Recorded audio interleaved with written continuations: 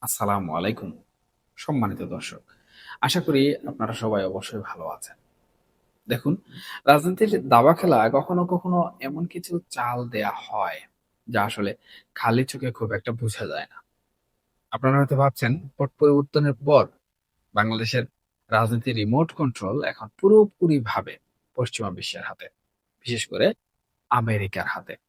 কিন্তু আজ আমি আপনাদের সামনে এমন এক নির্মম সত্য তুলে ধরব, যা শোনার পর হয়তো আপনাদের হিসাবের খাতাটা নতুন করে আবারও মেলাতে হবে। একটু ভেবে দেখুন তো যে আমেরিকা গত বেশ কয়েক বছর ধরে তিলে তিলে একটা ক্ষেত্র প্রস্তুত করলো। হঠাৎ করে তারা কেন আসলে একদম চুপ হয়ে গেল? কেন তারা বাংলাদেশের চ্যাপ্টারটা আবারও সেই দিল্লির হাতেই তুলে দিল? আর সবচেয়ে বড় চমকটা কোথায় জানেন? দিল্লির হাতে এখন এমন এক অব্যর্থ ট্রাম্প কার্ড রয়েছে, তার নাম শেখ হাসিনা এবং বাংলাদেশ আওয়ামী লীগ। হ্যাঁ দর্শক, ঠিকই শুনেছেন। আজ আমরা এই পর্দার আড়ালের জটিলতা একটু দার্শনিক এবং কিছুটা রাজনৈতিক বিশ্লেষকের দৃষ্টিকোণ থেকে ব্যবচ্ছেদ করে জানার চেষ্টা করব যে আসলে হচ্ছেটা কি। শুরুতেই একটা সহজ অঙ্কের হিসাব দিয়ে শুরু করি। রাষ্ট্র চালানো আর কোনো এনজিও চালানো এক নয়। শেখ হাসিনা দীর্ঘ সময় ক্ষমতায় ছিলেন। তার ভালো-মন্দ অনেক দিক থাকতে পারে। কিন্তু তিনি চলে যাওয়ার পর রাষ্ট্রের প্রতিটি স্তরে যে একটা ভারসাম্যহীনতা এবং বিশাল শূন্যতা তৈরি হয়েছে, সেটা কিন্তু চাইলেই রাতারাতি পূরণ করা যায় না। বর্তমান সরকার ক্ষমতায় বসার পর থেকে তাদের সামনে হিমালয়ের মতো একের পর এক সমস্যা এসে কিন্তু হাজির হচ্ছে। প্রথম দিকে হয়তো দ্রব্যমূল্য বা ব্যাংকিং খাত নিয়ে কিছু আশার আলো দেখানো হয়েছিল, কিন্তু বাস্তবতা আসলে এখানে বড়ই কঠিন। সরকার চালাতে গিয়ে, ভর্তুকি দিতে গিয়ে এবং আগের সরকারে রেখে যাওয়া কিছু দায় দেনা মেটাতে গিয়ে মাত্রই অল্প কয়েক মাসের মধ্যেই প্রায় ৩ লক্ষ কোটি টাকার দেশি বিদেশি ঋণ এবং মুদ্রা ছাপানোর মতো এক ভয়াবহ অবস্থার কিন্তু বর্তমান সময়ে সৃষ্টি হয়ে গেছে। দেখুন, আমি অর্থনীতির খুব একটা পণ্ডিত নই। কিন্তু সাধারণ কাণ্ডজ্ঞান থেকে বুঝতে পারি, এই মুহূর্তে রাষ্ট্রযন্ত্রকে সচল রাখতে গেলে সরকারের অন্ততপক্ষে $10 বিলিয়ন নগদ বৈদেশিক সহায়তা প্রয়োজন। আইএমএফ, ওয়ার্ল্ড ব্যাংক বা বন্ধু রাষ্ট্রগুলোর দুয়ারে দুয়ারে ঘোরা হচ্ছে। কিন্তু নির্মম সত্য হলো এখন পর্যন্ত $1 বিলিয়ন কেউ ক্যাশ দেওয়ার জন্য আসলে কনফার্ম করেনি। এই যে একটা চরম অর্থ কষ্ট, মানুষের পকেটে টাকা নেই, বাজারে আগুন, এমন একটা অবস্থায় আপনি যতই আসলে সুশীল হন না কেন, যতই ভালো ভালো কথা বলুন না কেন, দিন শেষে কিন্তু আপনাকে সেই মহাজনের কাছেই হাত পাততে হবে। রাজনীতিতে এই মহাজনী প্রথাটাই হচ্ছে সব থেকে বড় নিষ্ঠুর। এখন আসুন সেই টুইস্টের জায়গায়। আমেরিকা কেন মুখ ফিরিয়ে নিল? দেখুন, একটা দেশের সম্পদ, ভৌগোলিক অবস্থান বা জিওপলিটিক্যাল সুবিধা থেকে যা নেয়ার থাকে পরাশক্তিগুলো কিন্তু ঠিকই তার ষোলো-আনা আদায় করে নেয়। তাদের লক্ষ্য হাসিল হয়ে যাওয়ার পর যখন দেখে এই রাষ্ট্রটা এখন একটা অর্থনৈতিক বোঝা হয়ে দাঁড়িয়েছে বা দাঁড়াচ্ছে, তখন তারা কিন্তু খুব সুকৌশলে সেই জায়গা থেকে সটকে পড়ে কিংবা কেটে পড়ে। অনেকটা বলা চলে সেই রূপকথার গল্পের মতো। যৌবন থাকতে সবাই কদর করে, কিন্তু বয়স হয়ে গেলে কেউ আর কিন্তু ফিরেও তাকায় না। ঠিক তেমনি আমেরিকার যা দরকার ছিল তারা হয়তো সেটা পেয়ে গেছে। এখন মধ্যপ্রাচ্যের অস্থিরতা, ইউক্রেন যুদ্ধ এবং নিজেদের দেশে ডোনাল্ড ট্রাম্পকে ঘিরে যে রাজনৈতিক সমীকরণ, তাতে বাংলাদেশের মতো একটা জায়গায় নতুন করে ফ্রন্ট খোলার কোনো এনার্জি বা ইচ্ছা পেন্টাগনের এখন আর কিন্তু নেই। ফলে তারা তাদের পুরনো মিত্র অর্থাৎ মোসাদ এবং দিল্লির রয়ের উপরে আবার এই অঞ্চলের দায়িত্ব সম্পূর্ণভাবে ছেড়ে দিয়েছে। আর এখানে কিন্তু শুরু হয়েছে আসল স্নায়ুযুদ্ধ। আমেরিকা দায়িত্ব ছেড়ে দেওয়ার পর দিল্লি এখন পুরো মাঠ ফাঁকা পেয়ে গেছে। আপনারা হয়তো ইতিমধ্যে খেয়াল করেছেন, ডোনাল্ড ট্রাম্পের ঘনিষ্ঠ বন্ধু সার্জিও গুর ঢাকা সফর করে গেছেন। তিনি রীতিমতো কূটনৈতিক প্রটোকল ভেঙে এমন কিছু কাজ করেছেন, বিশেষ করে ভারতের রাষ্ট্রদূতের সাথে বৈঠক করেছেন। এরপর সেই রাষ্ট্রদূত এবং সার্জিও গুর প্রায় একই সময়ে দিল্লি সফর করেছেন এবং নরেন্দ্র মোদীর সাথে যথারীতি বৈঠক করেছে। এই যে ঘটনা প্রবাহ, এগুলো কিন্তু আসলে কোনো বিচ্ছিন্ন ঘটনা নয়। এগুলো কোনো কাকতালীয় ঘটনা নয়। এগুলো একশোদায় গাথা। এবার আসুন আমাদের মূল জায়গায়। দিল্লি এখন কি চাইছে? দিল্লি খুব ভালো করেই জানে বাংলাদেশের বর্তমান বাস্তবতায় বিএনপি একটি বড় ফ্যাক্টর। তারেক রহমান সাহেব চাচ্ছেন দিল্লির সাথে একটা বোঝাপড়া করতে। হয়তো উনার ভারত সফরেও একটা জটিলতা আছে। কিন্তু আপনারা কি আসলে মনে করেন চাইলেই দিল্লির সাথে সম্পর্ক রাতারাতি মধুর হয়ে যাবে? না, তা কিন্তু হবে না। কারণ দিল্লির হাতে এখন ইতিহাসের সবচেয়ে বড় ট্রাম্প কার্ডটি রয়েছে। যেটা আমি পূর্বে বলেছি। তার মানে আসলে কি দাঁড়ালো? তার মানে দাঁড়ালো বাংলাদেশের বর্তমান প্রশাসন যা চাইবে দিল্লি রীতিমতো সেই সব বিষয়ে যে দিতে বাধ্য থাকবে এমনটা কিন্তু নয়। কারণ ওই যে ট্রাম্প কার্ড, সেই ট্রাম্প কার্ডটা এমন একটা ট্রাম্প কার্ড যেটা প্রতি পরতে পরতে ব্যবহার করা মাত্রই রাজনৈতিক সমীকরণ কিন্তু সম্পূর্ণরূপে বদলে যায়। এই যেমন ধরুন বাংলাদেশে কিছুদিন পূর্বে যখন সরকার একটা স্থিতিশীল পর্যায়ে যাওয়ার চেষ্টা করছিল বা আন্তর্জাতিক মহলে তাদের যে দর কষাকষি সেটা করতে শুরু করেছিল, তখনই কিন্তু আমরা দেখেছি ভারত অত্যন্ত সুকৌশলে শেখ হাসিনাকে মিডিয়ার সামনে নিয়ে এসেছে। এবং সেই যে শেখ হাসিনা মিডিয়ার সামনে আসলেন এবং এমন সব কথাবার্তা বললেন, যে কথাবার্তাগুলোর বদৌলতে আজকে কিন্তু নানা ধরনের গুঞ্জন শোনা যাচ্ছে। এর মধ্যে একটা অন্যতম গুঞ্জন হচ্ছে দেশে বিদেশি বিনিয়োগ শেখ হাসিনার দেশে ফেরার আগ পর্যন্ত বিনিয়োগকারীরা বন্ধ করে দেবে।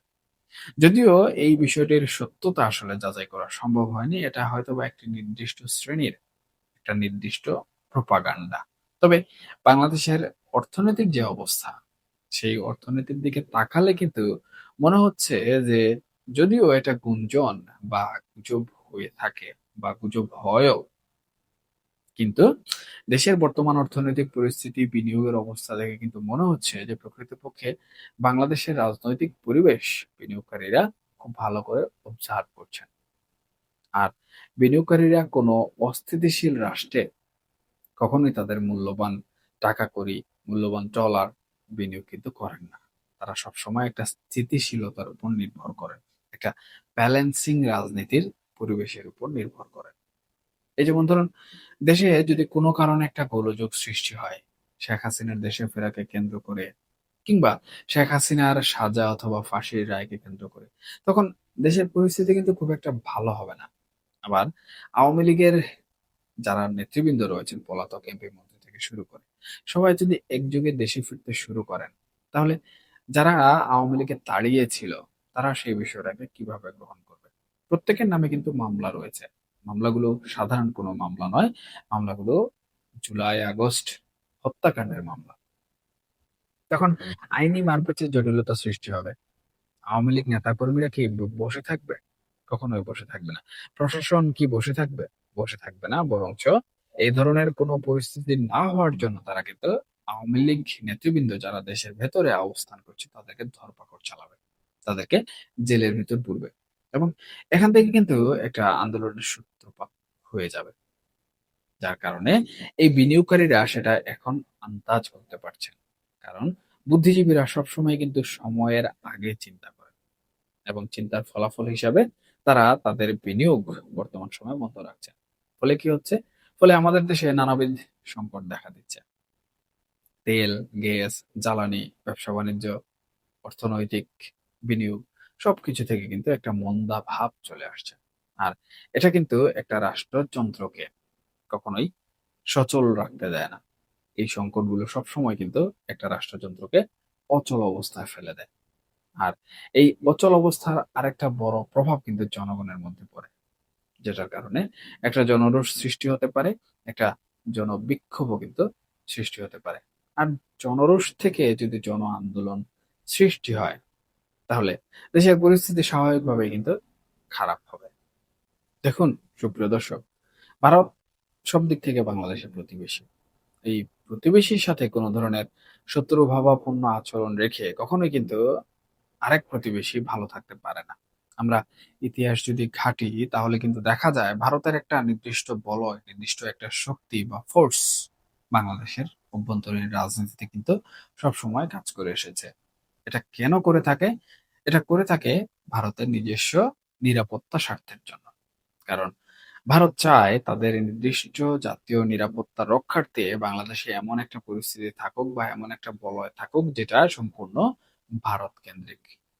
অন্য কোনো তৃতীয় পক্ষ যাতে বাংলাদেশের মধ্যে না ঢুকতে পারে।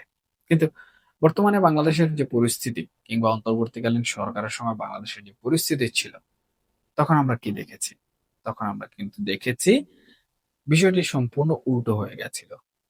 অন্তর্বর্তীকালীন সরকার বা তাদের পরিচালক যারা ছিলেন, নীতি নির্ধারক যারা ছিলেন, তারা কিন্তু ভারতকে নানাভাবে কটাক্ষ করতেন। ভারত বিদ্বেষীমূলক কথাবার্তা বলতেন এবং ভারতের সেভেন সিস্টার্স দখল করা নিয়েও বিভিন্ন ধরনের মন্তব্য তখন শোনা গিয়েছিল।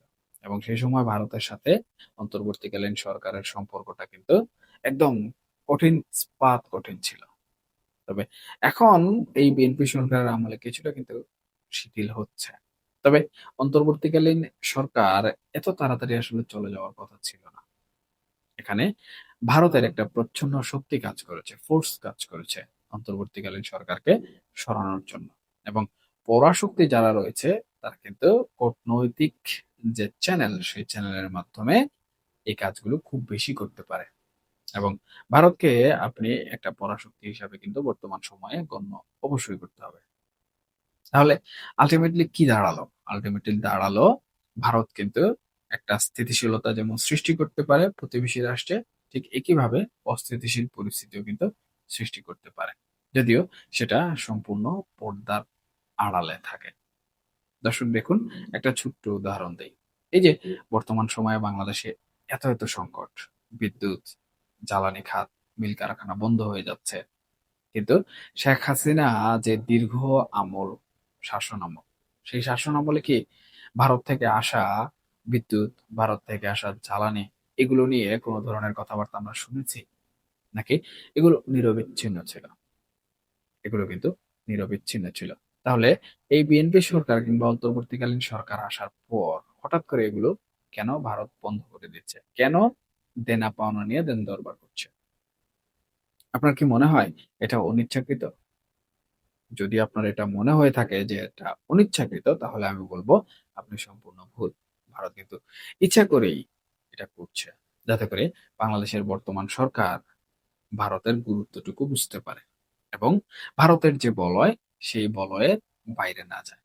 যদি হিতে বিপরীত হয়, তাহলে ইতিহাসে কিন্তু আমরা দেখেছি ভারত বাংলাদেশের রাজনীতির পট পরিবর্তনও কিন্তু করাতে পারে এবং করিয়েছে। সেই হিসাবে তাদের নিজেদের স্বার্থ, তাদের অভ্যন্তরীণ নিরাপত্তা, এই বিষয়গুলোকে কেন্দ্র করেই কিন্তু তাদের যে কূটনীতি, তাদের যে চ্যানেল, সেটা কিন্তু বর্তমান সময়ে অনেক বেশি তৎপর। এবং তারা বিএনপি সরকারকে এই চ্যালেঞ্জের মুখে রাখছে যাতে করে বর্তমান তারেক রহমানের সরকার ভারতের বলয়ে থাকতে বাধ্য হন। আর সবচেয়ে গুরুত্বপূর্ণ হলো ভারত শেখ হাসিনাকে শুধুমাত্র মানবিক কারণেই আশ্রয় দেয়নি। তারা তাকে রেখেছে একটা স্ট্র্যাটেজিক বাফার হিসাবে। দিল্লি এখন বিএনপিকে খুব পরিষ্কার একটা বার্তা দিচ্ছে। তোমরা যদি আমাদের কথা না শোনো, আমাদের জিও পলিটিক্যাল যে ইন্টারেস্ট, সেই ইন্টারেস্টের বাইরে গিয়ে চীনের সাথে বা অন্য কোনো পরাশক্তির সাথে অনেক বেশি মাখামাখি করো, তাহলে আমাদের হাতে কিন্তু বিকল্প প্রস্তুত আছে। ভারত চাইলেই শেখ হাসিনা এবং এই আওয়ামী লীগকে ব্যবহার করে বাংলাদেশের বর্তমান যে রাজনীতি, সেই রাজনীতিতে এমন এক পরিস্থিতি তৈরি করতে পারে যা সামাল দেওয়ার ক্ষমতা আমার দৃষ্টিতে বর্তমান এই ভঙ্গুর যে প্রশাসন রয়েছে, সেই প্রশাসনের আসলে হয়ে ওঠেনি। দর্শক, ইতিহাস কিন্তু আমাদের সেটাই শিক্ষা দেয়। 2001 থেকে 2006 সালের কথা একটু ভালো করে মনে করে দেখুন। তখন বিএনপি ক্ষমতায় ছিল। সেই সময় ভারতের বিচ্ছিন্নতাবাদীদের প্রশ্রয় দেয়া বা ভারত বিরোধী একটা সেন্টিমেন্টকে উস্কে দেওয়ার যে ভুল নীতি গ্রহণ করা হয়েছিল, তার মাসুল কিন্তু বিএনপিকে কড়ায় গণ্ডায় দিতে হয়েছে। ভারত তখন কিন্তু ধৈর্য হারিয়েছিল এবং তারপর থেকে আজ অবধি বিএনপির সাথে ভারতের সেই আস্থার জায়গাটা মজবুত হয়নি। চেষ্টা করা হলেও কিন্তু সেটা তৈরি হয়নি। ভারত যদি একবার মনে করে যে বিএনপি সরকার তাদের জন্য নিরাপদ নয়, তবে তারা বিএনপিকে একটি স্থিতিশীল সরকার হিসাবে কখনোই আসলে টিকতে দেবে না। তারা পদে পদে এমন সব কাঁটা বিছিয়ে রাখবে যার উপর দিয়ে হাঁটা প্রায় অসম্ভব হয়ে পড়বে, যেটা আমি একটু পূর্বে বলেছিলাম। আর সেই কাঁটা বিছানোর কাজে আওয়ামী লীগের বিশাল যে তৃণমূল জনশক্তি এবং রাজনৈতিক যে বিশাল অভিজ্ঞতা, সেটাকে ভারত যে কোনো সময় কিন্তু কাজে লাগাতে পারে। এমনকি এখনো যে কাজে লাগাচ্ছে না, সেটা নিশ্চয়তা আপনি কিভাবে দেবেন? তারেক রহমান সাহেব হয়তো বেইজিং বা কুয়ালালামপুরে অনেক সম্মান পেয়েছেন, কিন্তু দিল্লিতে গেলে তিনি আসলে কিরকম সম্মাননা পাবেন তা নিয়ে কিন্তু এক ধরনের প্রশ্ন থাকে। সেখানে কি আসলে উনি সম্মান পাবেন, নাকি কোনো অনাকাঙ্ক্ষিত ঘটনা ঘটবে? যদি ভারত তাকে নিয়ে কোনো নেতিবাচক খেলায় মেতে উঠে, তবে সেটা বাংলাদেশের অভ্যন্তরীণ রাজনীতিতে বিএনপির জন্য কিন্তু এক বিরাট আত্মঘাতী বিষয় হয়ে দাঁড়াবে। বিরোধী দল বর্তমানে যারা আছেন, তারা বলবেন, দেখো, এরা আসলে দেশের সম্মান রক্ষা করতে পারে না, এরা কূটনৈতিক দিক থেকে পারদর্শী নয়, এরকম নানা কথাবার্তা। আসলে দর কষাকষি করে কখনো দুটি রাষ্ট্রের মধ্যে আস্থার সম্পর্ক গড়ে ওঠে না, এটাই সত্যি। সম্পর্ক তৈরি হয় পারস্পরিক সম্মান এবং নিজস্ব শক্তির উপর ভিত্তি করে, এটাই বাস্তবতা। আমাদের সবচেয়ে বড় যে সমস্যা সেটা হলো আমরা সবসময় অন্যের উপর নির্ভর করতে চাই। কখনো আমেরিকার দিকে তাকিয়ে থাকি, কখনো বা চীনের দিকে, আবার কখনো বা দিল্লির দিকে। কিন্তু একটা কথা আসলে মনে রাখতে হবে, সেটা হচ্ছে অন্যের ধার করা লাঠি দিয়ে হয়তো দু একবার সাপ মারা যায়, কিন্তু চিরকাল নিজের ঘর পাহারা দেওয়া যায় না। দর্শক, আওয়ামী লীগ দীর্ঘ সময় ক্ষমতায় থেকে অন্তত একটা কাজ করেছিল, সেটা হচ্ছে তারা নিজেদের একটা শক্ত রাজনৈতিক যে কাঠামো দরকার সেটা কিন্তু দাঁড় করিয়েছিল, যার ফলে পরাশক্তিগুলো তাদের সাথে ডিল করার সময় কিছুটা হলেও সমীহ করত বা দ্বিতীয়বার চিন্তা করত। আজ সেই জায়গাটা কিন্তু ভেঙে পড়েছে একেবারে। এখন বিএনপি যদি মনে করে আমেরিকা তাদের ক্ষমতায় বসিয়ে দিয়ে চিরকাল পাহারা দেবে, তবে সেটা হবে তাদের শতাব্দীর সব থেকে বড় ভুল। কারণ আমেরিকা এরই মধ্যে দিল্লির হাতে চাবি তুলে দিয়ে পিচ টান দিয়েছে। আর দিল্লি এখন শেখ হাসিনাকে তাদের তুরুপের তাস বানিয়ে কিন্তু টেবিলের ওপাশে বসে বসে মুচকি হাসছে এবং বলছে, আরো করো ভারত বিদ্বেষী আচরণ। দর্শক, পরনির্ভরশীল এই রাজনীতির চক্র থেকে আমরা কবে বের হতে পারবো সেটা হয়তো সময়ই বলে দেবে। তবে যতদিন না আমরা নিজেদের অর্থনীতিকে স্বাবলম্বী করতে পারছি, যতদিন না আমরা নিজেদের দেশের মানুষের উপর পূর্ণ আস্থা রাখতে পারছি, অন্তর্ভুক্তিমূলক গণতন্ত্র প্রতিষ্ঠা করতে পারছি, ততদিন পর্যন্ত আমাদের ভাগ্য এই দিল্লি বা ওয়াশিংটনের টেবিলে কিন্তু লেখা হবে। এখনকার মতো এই পর্যন্তই। সবাই ভালো থাকবেন, সুস্থ থাকবেন, অবশ্যই অবশ্যই নিরাপদে থাকবেন। দেখা হবে পরবর্তী কোনো আলোচনায়। ধন্যবাদ সবাইকে। আল্লাহ হাফেজ।